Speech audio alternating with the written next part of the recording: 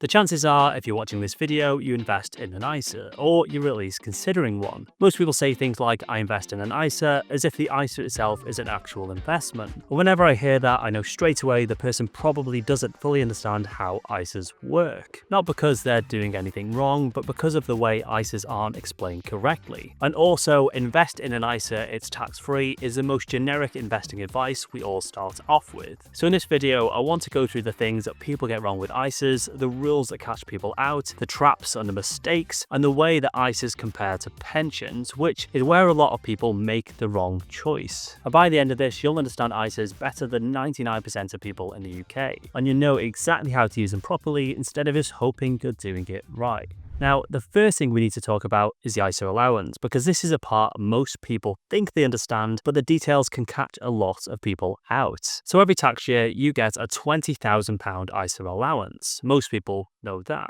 But the rules around how that allowance works are where the mistakes happen. The first thing people get wrong is thinking that the allowance rolls over. It doesn't. If you only use part this year, the rest disappears when the tax year is set on the 6th of April. It doesn't work in the same way that pensions do. You don't get to add it to the next year, you start again at 20,000. Anything you didn't use is gone. The next misunderstanding is about transfers. Moving money from one ISA provider to another doesn't use your allowance. You could transfer £50,000 from one platform to another, and it wouldn't count as contributing £50,000.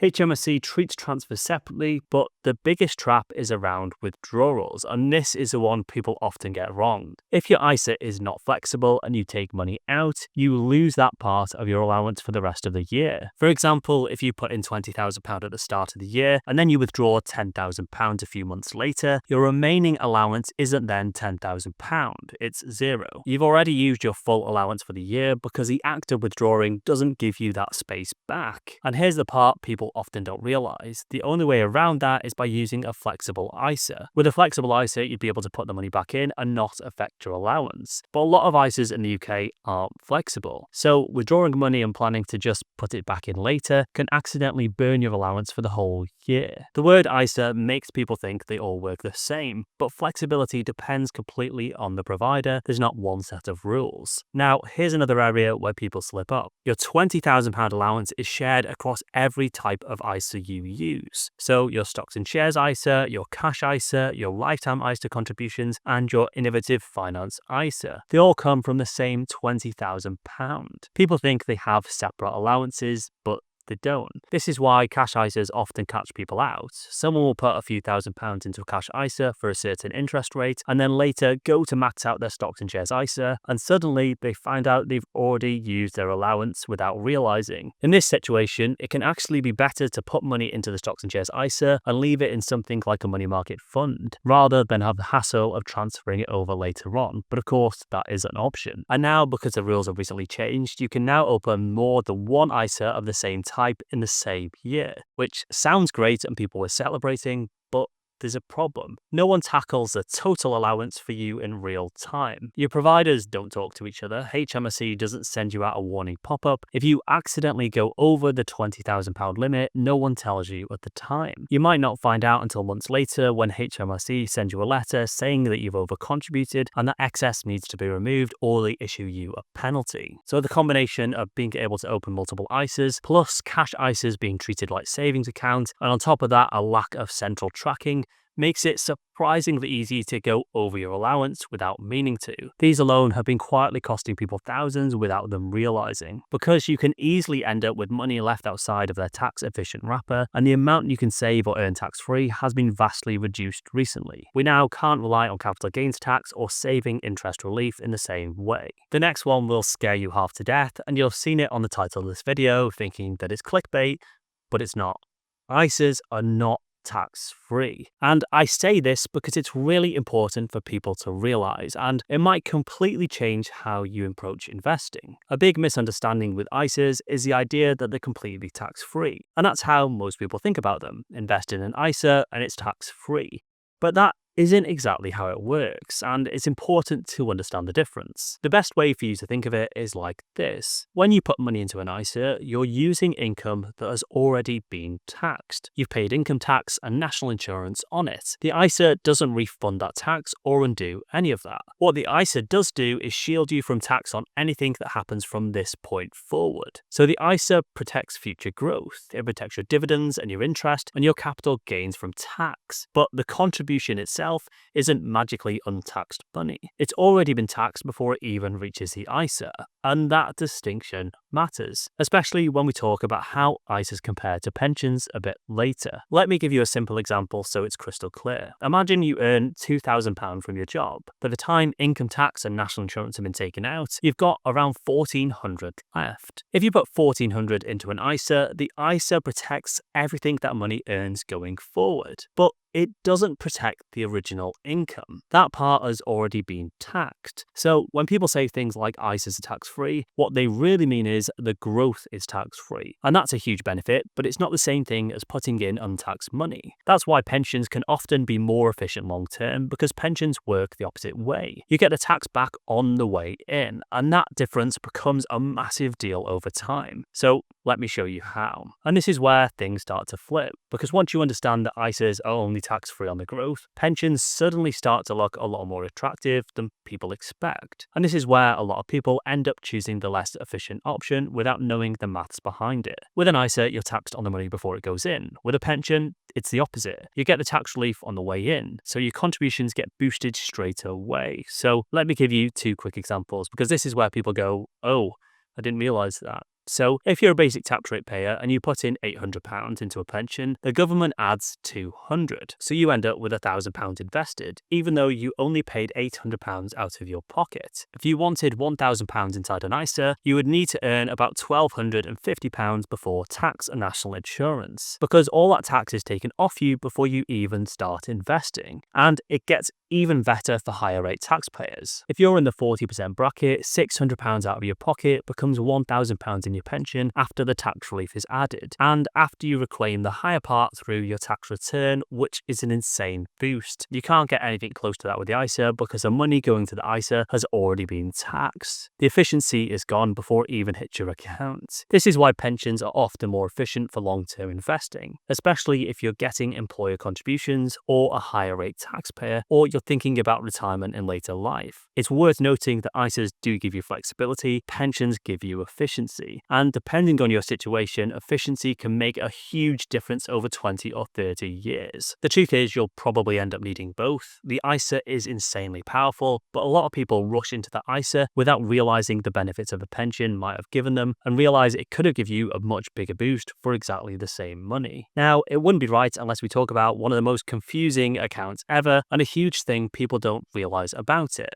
This is the Lifetime ISA, because this is another account where the name tricks and confuses people. So the LISA has its own set of rules, and if you don't understand them properly, you can get caught out very easily. The biggest one is the withdrawal penalty. If you take money out of your Lifetime ISA for anything other than buying your first home or after you turn 60, you get hit with a 25% penalty. And this isn't 25% of your contributions, it's 25% of the whole balance at the time you withdraw, which you would think is the same, but it actually costs you more than the original bonus you received. A lot of people don't realize it, and they think it's just that you lose the bonus, which in my opinion it should be. At the moment, if you put in £4,000 into your Lifetime ISA and the government adds £1,000, you've now got £5,000 in your account. But if you later withdraw that money for anything other than a house or 60, the 25% penalty is applied to that £5,000, not the £4,000 you put in. That means you end up losing £250, and you only get back £3,750.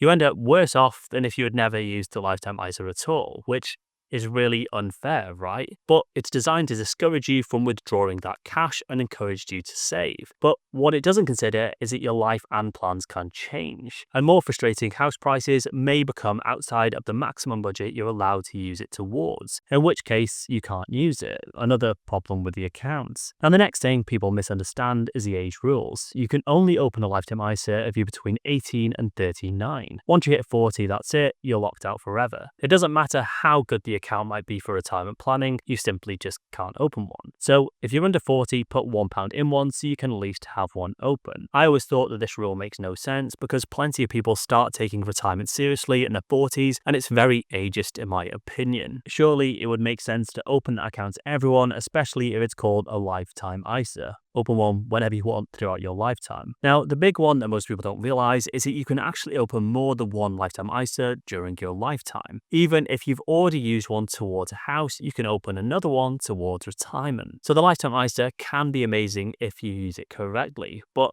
it's unforgiving if you get the rules wrong. The name makes it sound like it's just another ISA, but it behaves completely differently. And it's one of the easiest accounts to mess up if you don't fully understand how it works. And in case you're wondering, I have a lifetime ISA and I'm using it towards my retirement plans, so it's too good not to take advantage of. Before we continue, I want to say a huge thank you to the sponsor of today's video, IG. If you're thinking about opening or improving your ISA, they're genuinely one of the strongest options in the UK right now. IG has been around for over 50 years, which is rare in this space. A lot of platforms today are around 5 or 10 years old. IG has been doing this longer than most brokers have even existed, which gives you a level of trust and stability that's hard to beat. They also offer commission-free investing on UK and US shares, which is a big deal because most people have no idea how much they're losing in fees on other platforms. Even a few pounds can quietly eat into your returns over time, especially if you're contributing regularly. With IG, more of your money is actually going into your investments. You can also get access to over 15,000 stocks and ETFs, so whether you want a simple broad market ETF, individual companies, UK shares, or something more specific, you've got a huge amount of choice. Another feature I really like is the 4% AER variable interest on uninvested cash. So even when you are drip feeding or want to choose your next investments, your money is still earning something in the background instead of just sitting there. And the new IG Invest app looks really good. It's clean, modern, easy to use, and it actually feels built for long-term investors. A lot of the bigger, more established brokers still feel 10 years behind, and IG doesn't. On top of the flexible ISA and general investment account, IG also offers a SIP, which means you can keep your ISA, GIA, and pension all in one place, if you prefer keeping your accounts tidy. And right now, IG has a really good offer for new customers. If you open an account and invest at least £50 by the 31st of December, you can get up to £200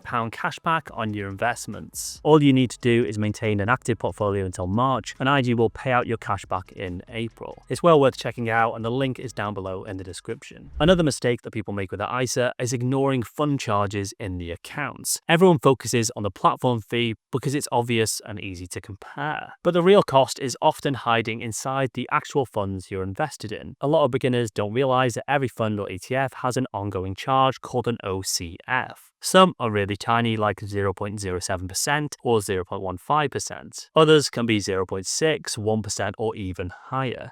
And here's the problem. The more you invest, those fund fees quietly snowball. A 1% fee on a £5,000 portfolio doesn't feel like a big deal, but a 1% fee on a £50,000 or a £100,000 portfolio is huge. Over 20 or 30 years, it can mean tens of thousands of pounds in lost returns. And the trap is that people often have no idea what they're actually paying. They think they're getting a cheap ISA, but the funds inside it are expensive. So the platform isn't often the problem, the investment choices are.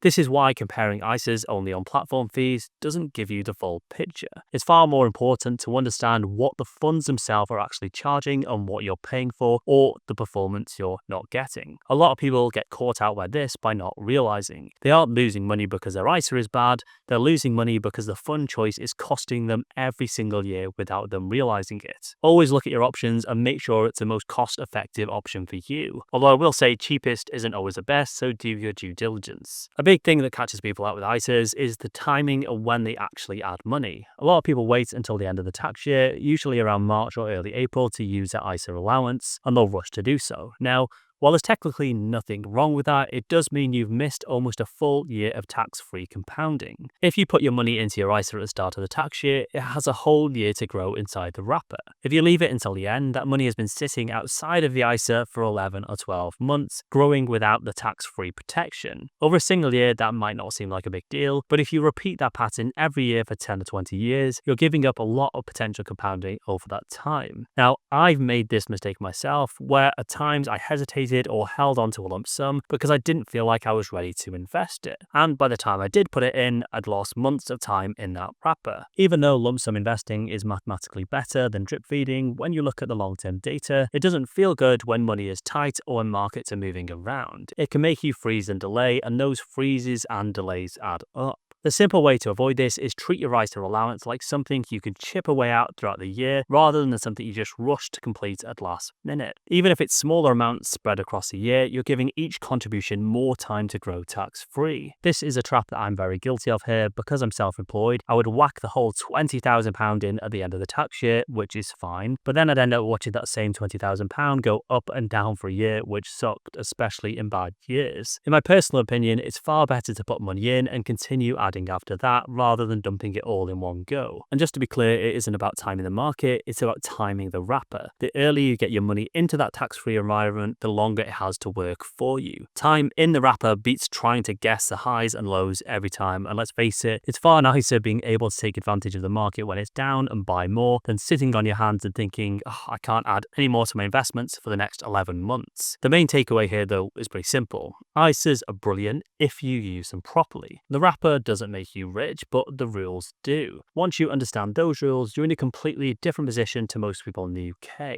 If you want to learn more about the ISA and the SIPP because it's so important, this video will really help you make that decision. And if you've got any questions, let me know and I will catch you guys over there. Thanks.